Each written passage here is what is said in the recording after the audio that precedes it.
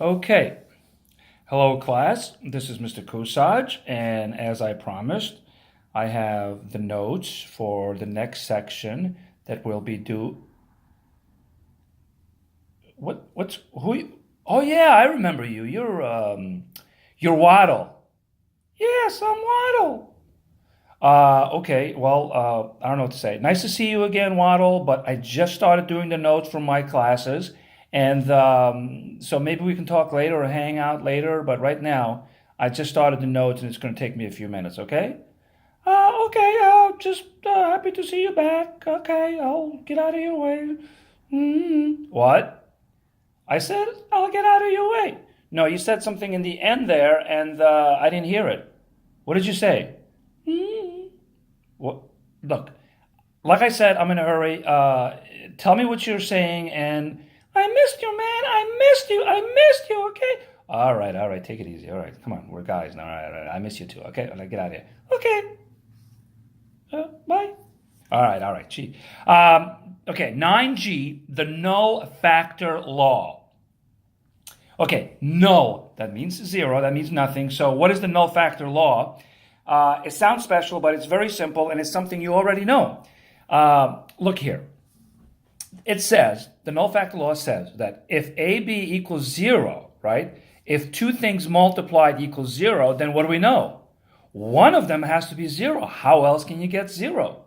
So either A is zero or B is zero, right? Whatever those two things are, if you multiply them and you get zero, one of those things has to be zero. Okay, let's look at some examples. All right, so the first example, there it is, right? And what I'm saying here is 3x times x minus 5 equals 0. So do you see the factors? 3x times x minus 5. Now the null factor law, this rule tells us that one of those things has to equal to 0. Well, I use dotted lines to split the factors. So let's say that the left side, the left factor is equal to 0. 3x equals 0. Well, if 3x equals 0, then x, if I solve for x, divide by 3, then x must be 0. Okay, dot. Now let's do the other factor. What if x minus 5 equals 0? Well, if x minus 5 equals 0, I solve, then x has to be 5. I have solved the equation. So with this equation, x is either 0 or x equals 5. Both those answers will work in this equation. Okay? And how did this all happen? With the null factor law, right? Two factors, one of them has to be equal to 0, so I do both of them. Okay? Let's see what the next one looks like.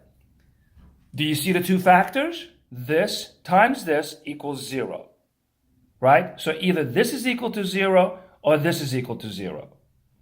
If this is equal to 0, I'll tell you right now, x must be 4, right? If this is equal to 0, x has to be 4, because 4 minus 4 is 0.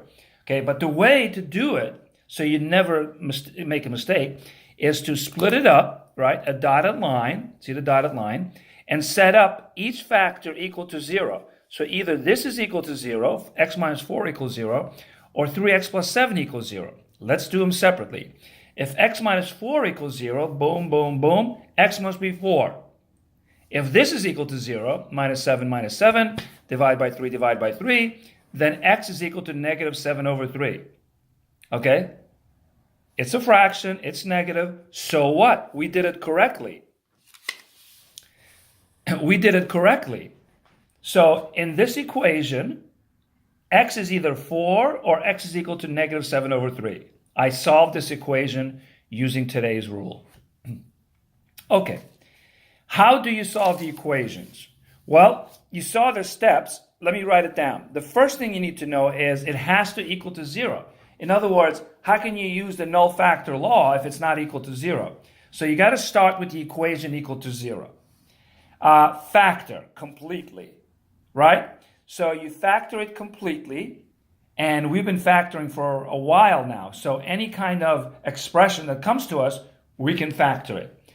And then finally, we use the null factor law. Because we have the factors, they're equal to 0, we can use the null factor law to solve, right?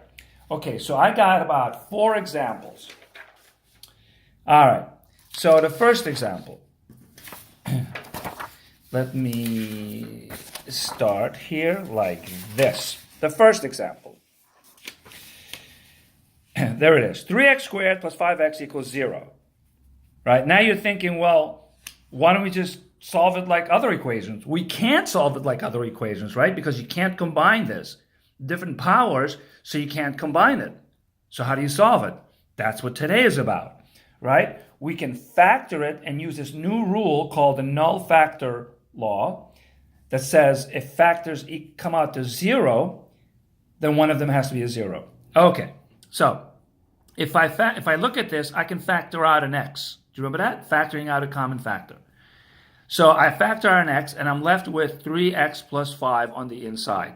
Do you see the two factors? This is one on the left, and this is one on the right. So let's split it down the middle and solve them equal to 0. So if x equals 0, well, I guess I'm done. So x equals 0. If 3x plus 5 equals 0, I solve, and I get x equals negative 5 over 3. I'm done. So for this equation, x comes out to be 0 or negative 5 over 3. Those are the two answers for this equation. Now, next equation. X squared is equal to 5x plus 6. What's wrong with this? Well, right away, you see that it's not equal to 0, right? So we can't use our new rule unless it's equal to 0. So first thing you need to do is bring everything to one side equal to 0. So what I'm going to do is bring everything to the left, right? Minus 5x minus 5x, minus 6, and everything is on the left. So now everything is equal to 0. Now I'm ready for the new rule? No, because you need factors. So now I have to factor. And we are experts at factoring. How do you factor this? Okay, remember this? You can't factor out a common factor because they have nothing in common. But you can set up the parentheses and find two numbers that multiply to 6 and add or subtract to 5. What would those numbers be? We've done this exact. So 6 and 1 work. If you try 3 and 2, it won't work. 6 and 1 works. Now let's get the signs right. I want negative 5, so it has to be negative 6 plus 1. I got my factors equal to 0. Now I'm ready to apply the rule, right? Second step, right? So if x minus 6 equals 0, what is x? If x plus 1 equals 0, what is x? Okay, and you can tell, I mean, you can do the steps plus 6, but you can tell what x has to be to come out to 0. So x equals 6, x equals negative 1, right? So now we're solving fractions, right? But the way we're solving equations. The way we're solving equations is first to factor, right? And then set them up equal to 0. Okay. 2 more examples. Now remember, each example is a little bit different from the previous ones. So let's see how this one is different. Right away, we notice it's not equal to 0. So let me bring everything to the other side, right? Negative 3x comes to this side. Negative 2 makes it come to this side, right? So there it is.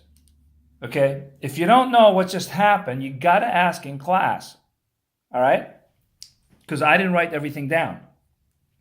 Now that I'm equal to 0, now I need to factor this. Let's try factoring out a common factor. Can't.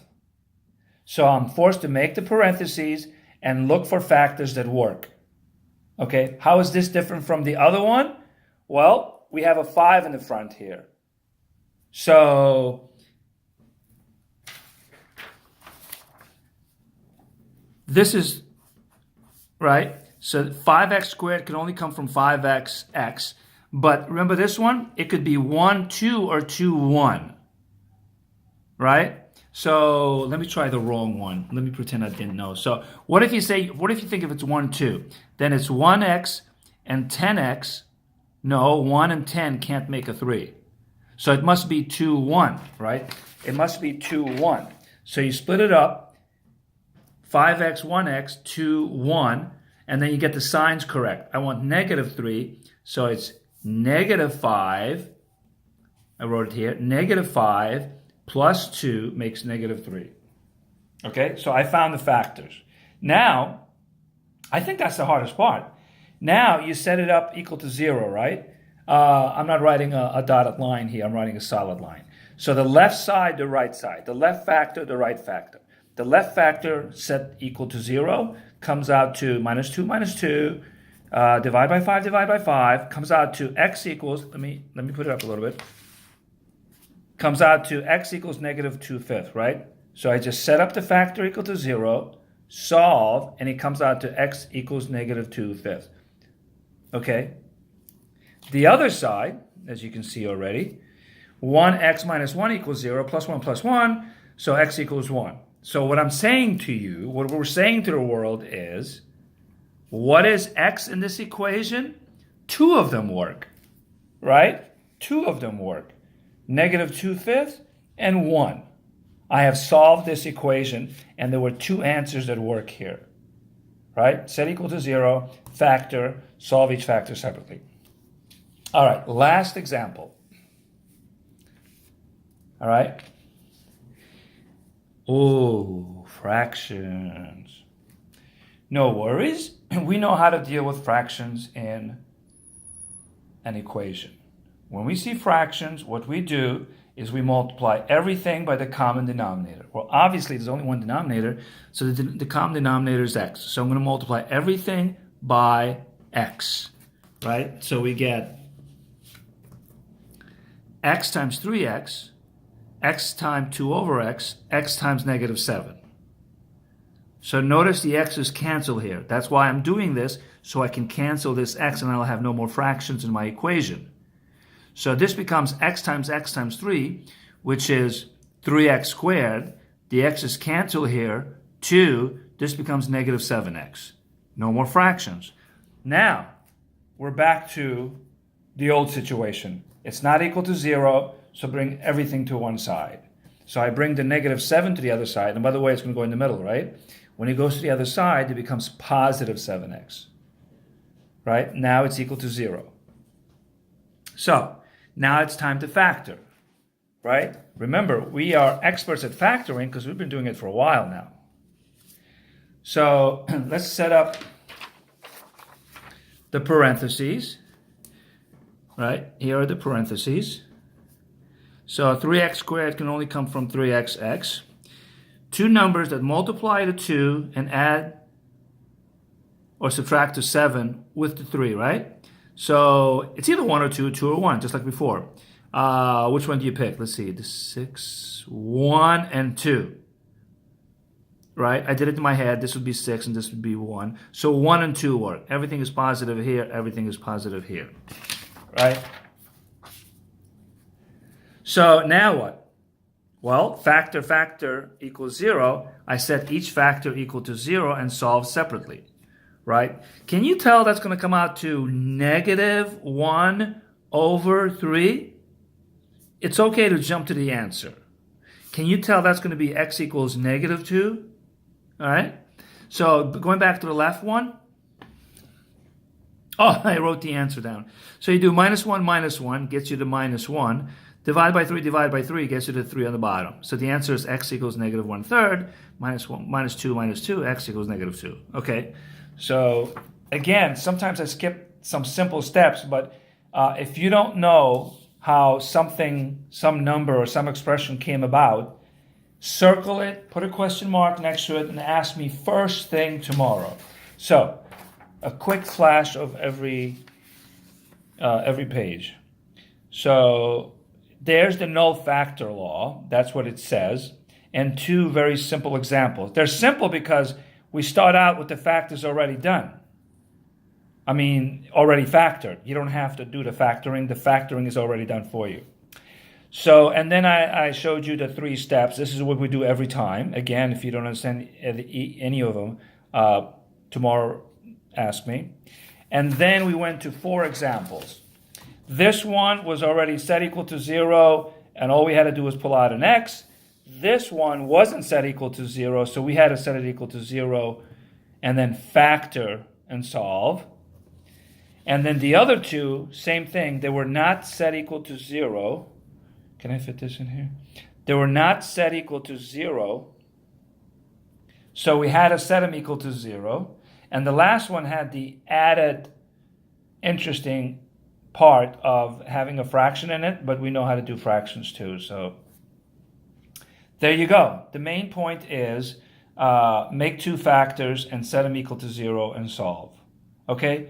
Ooh, almost 16 minutes. That's kind of long. But this is one of the longer ones. They're not all going to be this long. All right. See you tomorrow. Bye-bye.